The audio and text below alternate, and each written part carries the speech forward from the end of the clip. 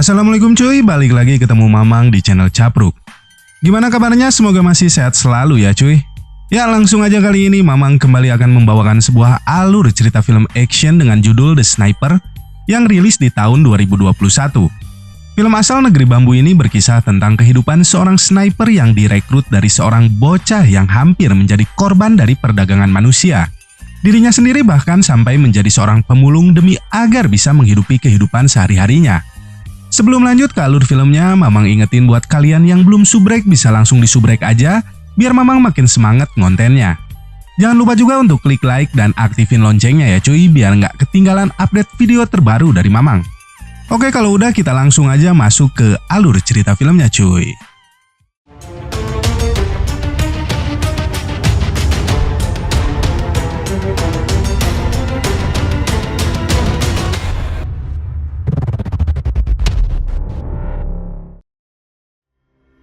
Sebuah organisasi ilegal penjualan organ manusia di wilayah Salami kali ini sedang berada dalam target pasukan khusus dari Cina.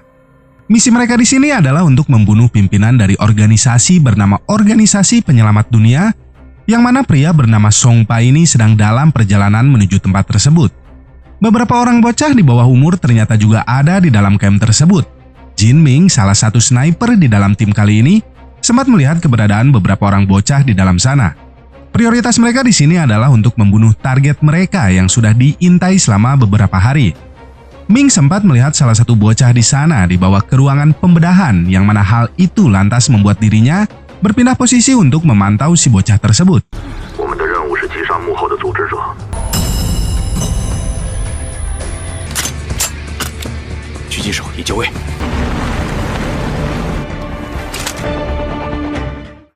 Bocah ini pun kemudian dibawa ke sebuah ruangan anestesi untuk kemudian dilakukan pembedahan oleh salah satu dokter di dalam sana.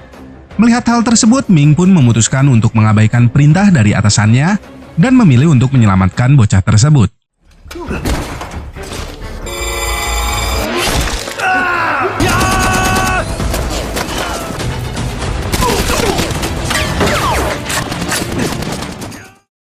Akibat suara tembakan dari senapan milik Ming, keberadaan mereka pun diketahui oleh pihak musuh.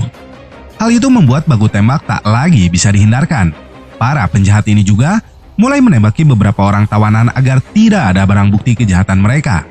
Beberapa orang dari penjahat itu berhasil meloloskan diri, sementara sebagian lainnya diperintahkan untuk menghadapi Ming dan rekan-rekannya.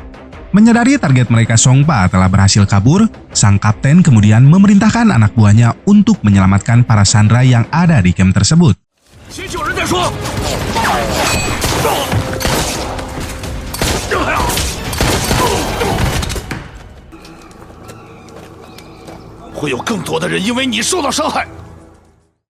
Sepuluh tahun kemudian, Ming yang dipindahkan ke divisi logistik kini menjadi instruktur pelatih para prajurit baru yang akan menjadi seorang sniper. Ia pun melatih beberapa orang calon sniper baru, salah satunya pria bernama Jin Tai dan wanita bernama Xiao Mei, yang merupakan para bocah yang diselamatkannya dari camp Song Pa sebelumnya. Untuk menentukan siapa murid terbaiknya, sebuah kompetisi pun dilakukan di camp pelatihan tersebut.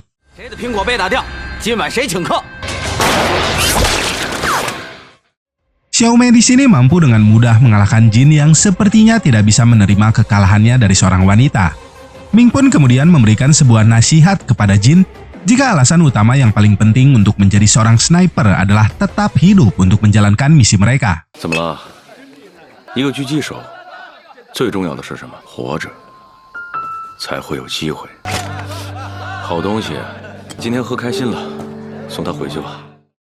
Esok paginya latihan pun kembali dilakukan oleh para calon sniper ini, mulai dari latihan menembak target sampai latihan angkat beban dan pertarungan jarak dekat. Dari hasil latihan mereka selama ini, akhirnya beberapa orang pun berhasil lolos menjadi sniper, termasuk Jin dan juga Xiao Mei. Jin kemudian diberikan sebuah misi oleh Ming untuk kembali menangkap Song Pa yang telah berkali-kali lolos dari mereka. Selama 20 tahun terakhir mereka telah menangkap Song Pa sebanyak 7 kali, namun dari semua penangkapan tersebut Song Pa berhasil kembali lolos. Sang kapten juga di sini sempat merasa curiga jika di dalam timnya ada orang suruhan atau mata-mata dari organisasi tersebut. Di tengah misinya itu posisi Jin diketahui sniper pihak musuh, sementara di markas mereka sendiri, Seorang pria berusaha mengganggu sinyal komunikasi yang menyebabkan Jin harus menjalankan misi tersebut seorang diri. Ming yang sempat menyuruh Jin untuk mundur akhirnya memutuskan untuk mengirim tim kedua yang dipimpin oleh Xiaomei untuk membantunya.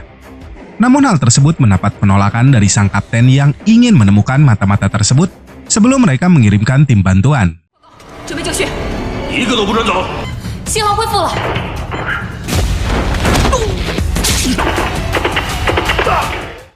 Meski di sini Jin berhasil menghabisi para penjahat tersebut, namun Songpa sebagai pimpinan mereka masih belum ditemukan. Sang kapten pun kemudian memerintahkan Jin untuk mencari barang bukti yang bisa mereka amankan. Dari sebuah laptop, mereka akhirnya menemukan sebuah dokumen berisikan data lengkap organisasi tersebut, termasuk identitas mata-mata mereka. 立刻排查现场，看看有没有遗漏。知道。看样子是情报交易。是30年了，小妹，卸了他的枪。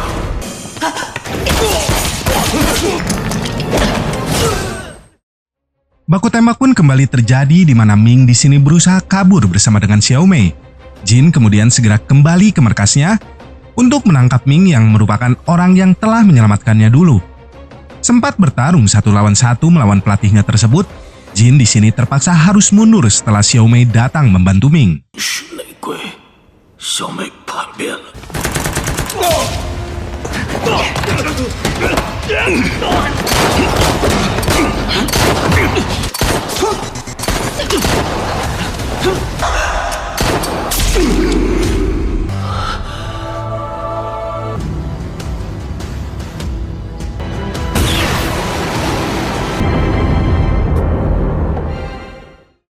Delapan tahun kemudian, Jin pun memutuskan untuk beralih profesi menjadi seorang pemulung.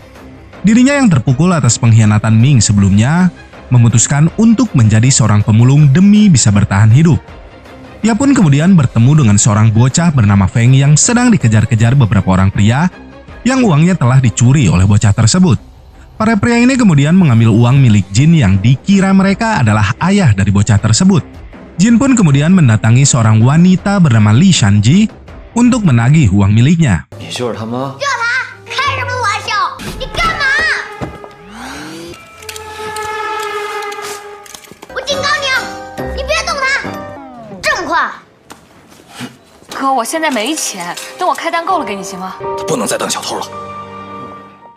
Di dalam sana Jin ternyata tidak menikmati kenikmatan duniawi yang ditawarkan Li kepadanya. Ia justru memilih untuk membawa Feng pergi bersamanya dan membuatnya bekerja mencari uang agar tidak lagi mencuri uang milik orang lain. Feng kemudian dibawa ke rumahnya untuk kemudian dijadikannya sebagai asistennya dalam bekerja mereparasi perabotan elektronik untuk dijual kembali. Di sini Jin juga mengajari Feng cara untuk membaca dan juga menulis.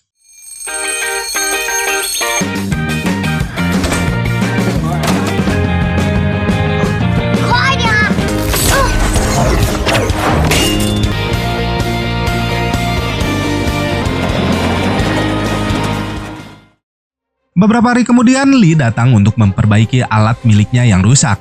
Sekalian, ia juga ingin melihat keadaan dari Feng di sana.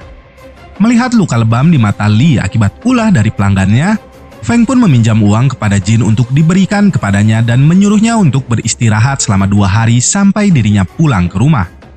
Akhirnya Li di sini menceritakan siapa dirinya sebenarnya, yang ternyata Feng adalah anak dari kakaknya yang seorang pecandu dan memutuskan untuk bunuh diri diakibatkan liar mikiran hutang. Demi melunasi hutang kakaknya itu, Li pun bersedia bekerja apapun sekaligus merawat ponakannya itu. Setelah mengucapkan terima kasih kepada Jin, Li pun pergi dari sana.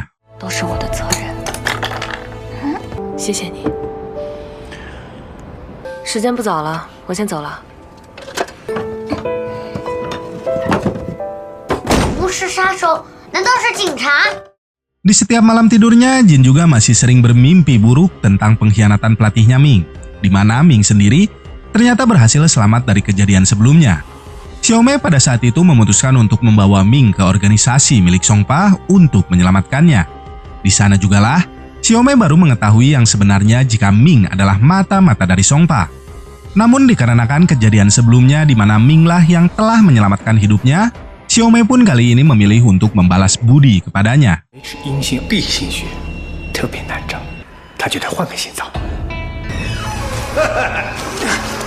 一直是我身边养的一条狗啊。怎么选择？快找个地方躲起来。10年前你救了我。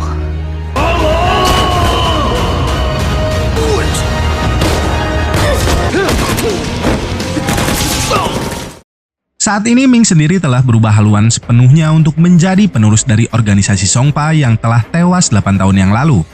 Bersama dengan Xiaomei dan seorang pria bernama Chen yang dijuluki sebagai harimau Siberia, ia pun berusaha untuk membeli bisnis dari para rivalnya agar bisa mendominasi sektor bisnis tersebut. Namun sayangnya salah satu pria rival bisnisnya menolak tawaran $20 juta dari Ming dan mengakibatkan Ming harus membunuh pria tersebut.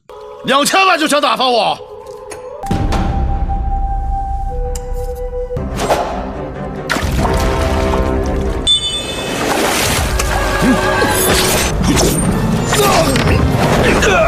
和你血型匹配的人找到了。 Terbangun di pagi harinya, Jin dikejutkan dengan Feng yang tiba-tiba datang sambil membawa beberapa makanan dan juga ciu kesukaannya. Ia bahkan membayar hutangnya kepada Jin tempo hari lalu. Namun, Jin di sini malah curiga jika uang tersebut adalah hasil mencuri dari orang lain. 哪来的？ 好疼！你管那么多干嘛？ Feng yang diusir itu pun lantas segera pergi sambil menangis. Sementara Jin yang baru menyadari kesalahannya, kemudian mencari bocah tersebut ke sebuah taman. Di sana ia akhirnya menemukan Feng dan berusaha untuk membawanya kembali ke rumah. Namun, tiba-tiba... 小峰，我没偷东西，干嘛要怕他？不然我就……放开我！ 干啥呢？ Feng di sini ternyata pernah melakukan donor darah dari sebuah pamflet pengumuman yang dilihatnya. Jin yang juga melihat pamflet itu pun segera menuju sebuah klinik amal untuk mencari keberadaan dari Feng. Sayangnya ia tidak mendapati sosok dari bocah itu. Jin di sini hanya mendapati sebuah dokumen yang mengatakan jika Feng memiliki golongan darah langka, yang mana hal itu membuat organisasi penyelamat dunia tertarik menjual jantung miliknya.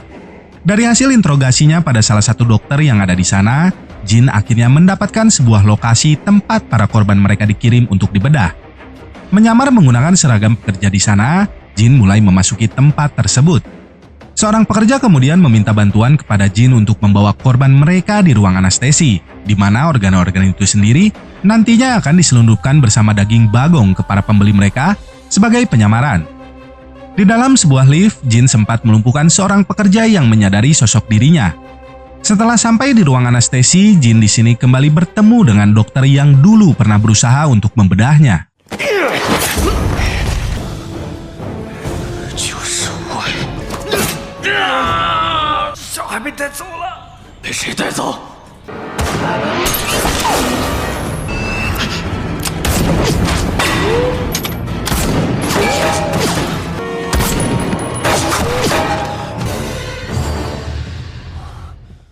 Lolos dari Xiaomei, Jin kembali harus menghadapi anak buah dari Ming yang lainnya. Kali ini, Chen pun diturunkan untuk ikut menghabisi Jin yang dulu menjadi murid terbaik dari Ming.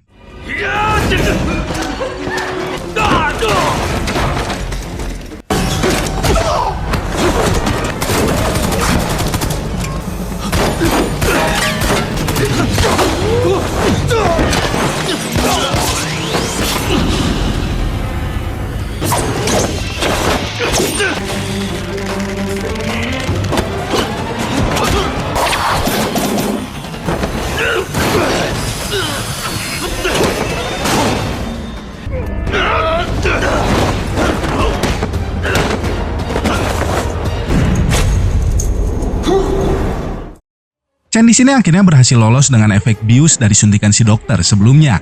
Melihat halusinasi dari kejadian mengerikan sebelumnya, Li kemudian berhasil menyelamatkannya dan membawa Jin ke kediamannya.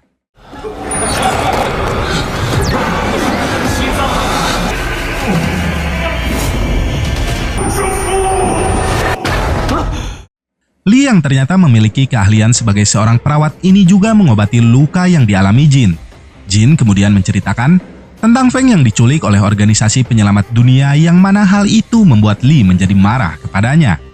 Ia bahkan sempat berusaha ingin menyelamatkan Feng seorang diri, namun hal itu berhasil dicegah oleh Jin. 我问你，小峰呢？你说啊！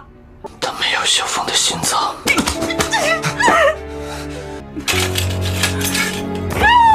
冷静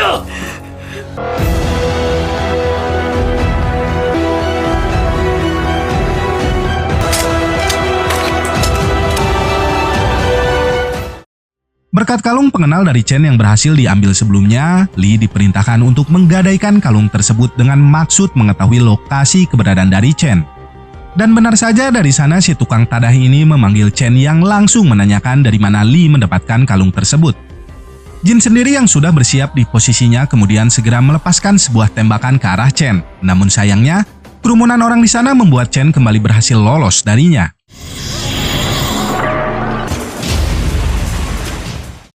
Tak ingin kembali kehilangan targetnya itu, Jin pun memutuskan untuk mengejar Chen yang berusaha melarikan diri. Namun akibat luka yang diterimanya, Chen di sini berhasil dilumpuhkan oleh Jin dan langsung membawanya menuju markas organisasi mereka.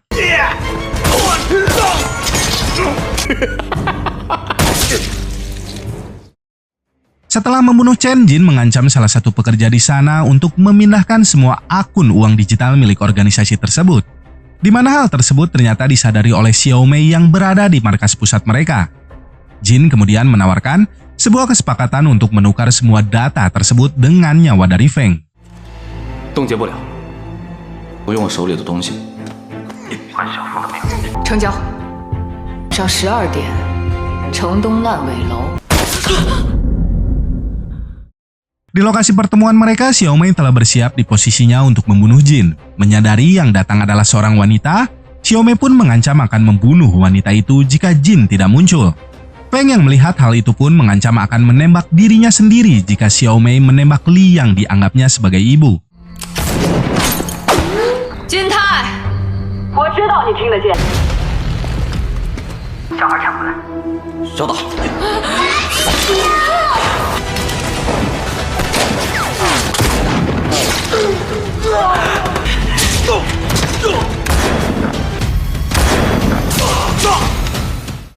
Xiaomei pun kemudian memutuskan untuk membawa Li sebagai sandera agar bisa membunuh Jin. Di atas sebuah gedung, ia menjadikan Li sebagai perisai dan mulai membidik ke arah Jin berada. Beruntungnya Jin telah mengantisipasi hal tersebut dan berhasil membunuh seniornya itu.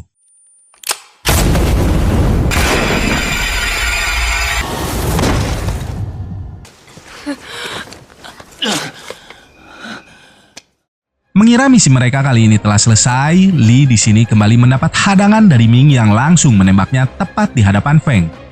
Feng sendiri kembali dibawa pergi oleh anak buah dari Ming yang sempat berpapasan dengan Jin, yang pada saat itu hanya berdiam saat melihat sosok dari Ming.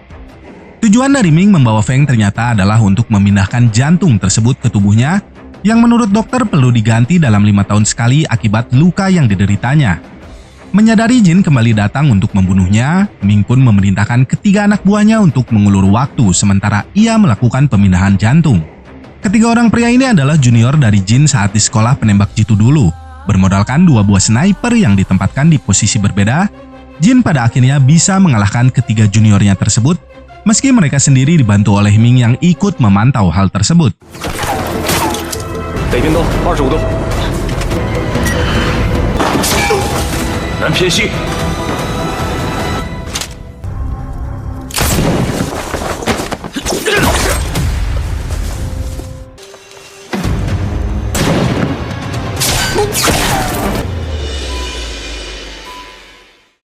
Berhasil mengalahkan ketiga sniper tersebut, Jin segera masuk ke dalam gedung di mana Ming berada.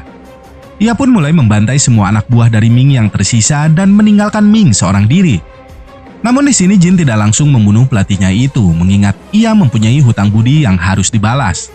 Jin kemudian memberikan senapan miliknya dan membiarkan Ming untuk menggunakannya karena ia hanya ingin membawa Feng pergi dari sana. Meski sempat menembak Jin beberapa kali, Ming di sini akhirnya tewas akibat tidak mendapat donor jantung di waktu yang tepat.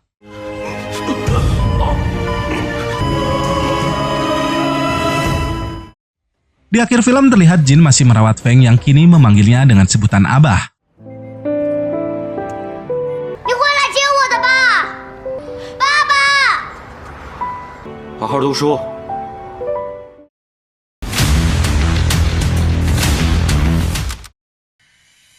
Salah satu pelajaran yang bisa diambil dari film ini adalah jangan percaya siapapun termasuk orang terdekat kita, karena yang namanya hidup pasti pada mentingin diri sendiri dibanding orang lain. Intinya sih hati-hati sama yang namanya harta, tahta, dan waria. Itu. Oke cuy, cukup sekian review singkat alur cerita film dari Mamang. Seperti biasa, semoga masih bisa menghibur waktu bersantai kalian, dan sampai ketemu lagi di video Mamang selanjutnya. Akhir kata dari Mamang, wassalamualaikum warahmatullahi wabarakatuh.